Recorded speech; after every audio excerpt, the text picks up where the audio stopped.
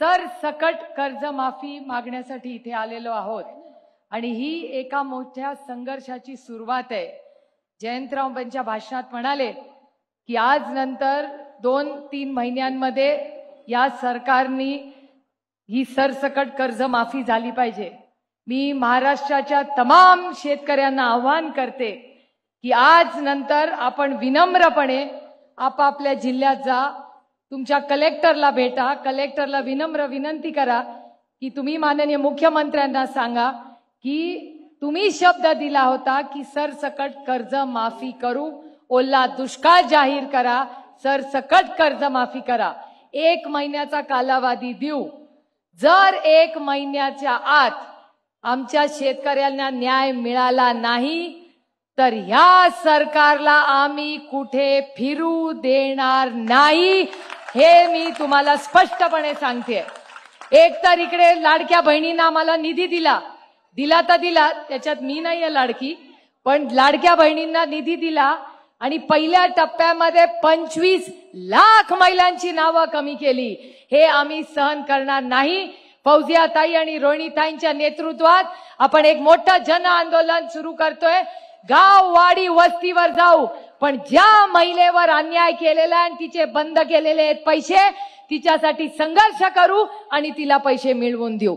तसंच प्रत्येक शेतकरी बांधवासाठी करू। तुम्ही म्हणला होता सरसकट कर्जमाफी करू, आम्ही तो शब्द दिला होता।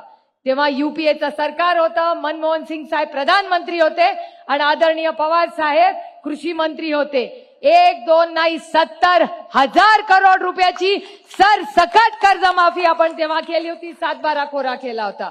आज सरसकट कर्जमाफी होते ना, नवीन इथे कुणाला पैसे मिळत आहेत। इथे जे शेतकरी आलेत का नाही मला माहिती नाही, त्यांनी सकाळी मला थांबवलं। म्हटलं काय झालं रे बाबा? मला म्हणले तुम्ही चला नाशिक बँकेत आमच्या बरोबर। म्हटलं कशासाठी नाशिक बँकेत चालू? ते म्हणले 5,000 शेतकऱ्यांची नावं, बरोबर ना? आता isakal.com आहे देशातील नंबर 1 ची मराठी न्यूज वेबसाईट। प्रत्येक अपडेटसाठी isakal.com ला नक्की भेट द्या। 65,000 शेतकऱ्यांची नावं कमी केलेली आहेत आणि नवीन कुठली तरी नावं घेतलेली आहेत आणि आमच्यावर हा अन्याय चाललाय, हा भ्रष्टाचार कुठेतरी थांबा। मी तुम्हाला शब्द देते, आम्ही सगळे 8च्या 8 इथे खासदार आहोत। आम्ही दिल्लीला जाऊ, आम्ही केंद्र सरकारकडे तुम्हाला न्याय मागू आणि नाशिक जिल्हा बँकेची इन्क्वायरी लावायची जबाबदारी ही आजपासून आमच्या 8 जणांची आहे। आज हे तुमचं काम नाही, आमची जबाबदारी आजपासून।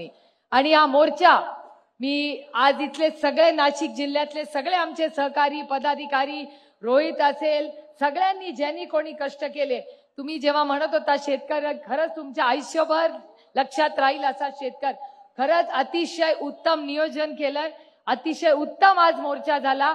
पण ही एका मोठ्या कामाची छोटीशी सुरुवात आहे। आपल्यावर खूप जबाबदारी आणि अपेक्षा आपल्याकडूनच आहेत लोकांच्या।